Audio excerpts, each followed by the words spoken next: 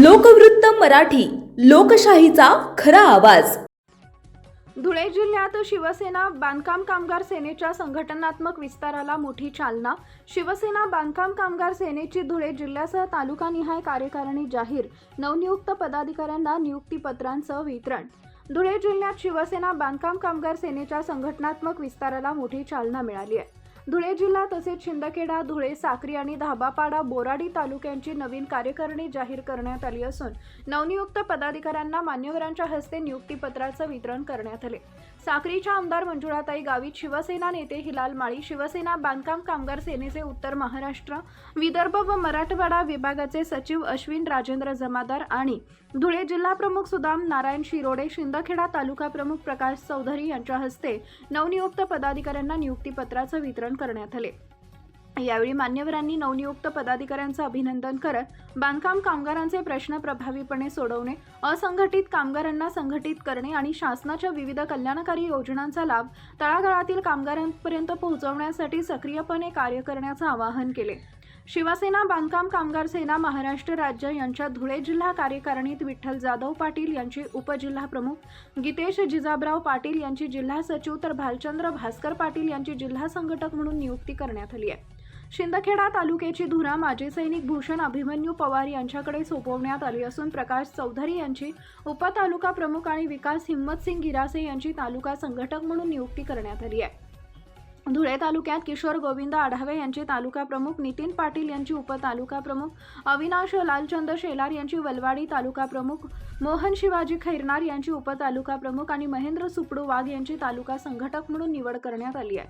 साक्री तालुक्यात किशोर वाघ निजामपूर यांची तालुका प्रमुख म्हणून नियुक्ती करण्यात आली आहे तर अंकुश आसाराम चौधरी यांच्यावर उपतालुका प्रमुख पदाची जबाबदारी सोपवण्यात आली आहे. अमोल क्षीरसागर पिंपळनेर यांची तालुका प्रमुख, विजय लक्ष्मण राठोड ढोलीपाडा यांची उपतालुका प्रमुख आणि राहुल वाघ टिटाणे यांची तालुका संघटक म्हणून नियुक्ती करण्यात आली आहे. तर धाबापाडा बोराडी तालुक्यात जगदीश पावरा यांची तालुका प्रमुख, सुभाष गुलाब पावरा यांची उपतालुका प्रमुख आणि राजाराम सुरमल पावरा यांची तालुका संघटक म्हणून नियुक्ती करण्यात आली आहे.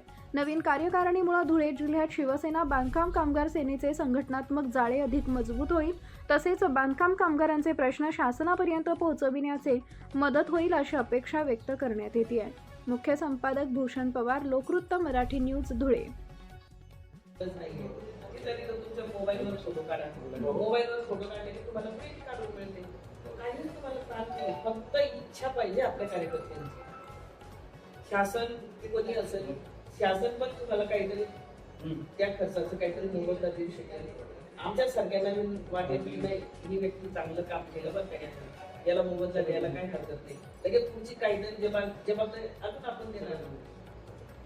असं किती वेळेस मी सांगितलं, पण आता अजून परत सरपंचांना सांगितलंय तुम्हाला आता परत अजून तुम्हाला निवडून यायचे, गावाला तुम्हाला आदर्श करायचे, तुम्हाला याच्यावर निवडून द्यावा लागेल.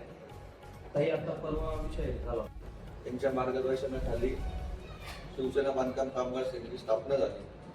शिवसेना बांधकाम कामगार सेनेचे महाराष्ट्र प्रदेश राज्यप्रमुख माननीय श्री विक्रमसिंह धारिया यांच्या मार्गदर्शनाखाली पूर्ण महाराष्ट्र राज्यामध्ये शिवसेना बांधकाम कामगार सेनेची पदाधिकाऱ्यांची नियुक्त्या केल्या जात आहेत. नियुक्त्या करून त्याच्यानंतर आपल्या भागातील जे बांधकाम कामगार आहेत, जे वंचित राहिलेले बांधकाम कामगारांचं कार्ड काढण्यासाठी किंवा त्यांच्या योजना मिळवण्यासाठी त्या योजना पोहोचवण्याचं काम बांधकाम कामगार सेना तळागाळापर्यंत पोहोचवते.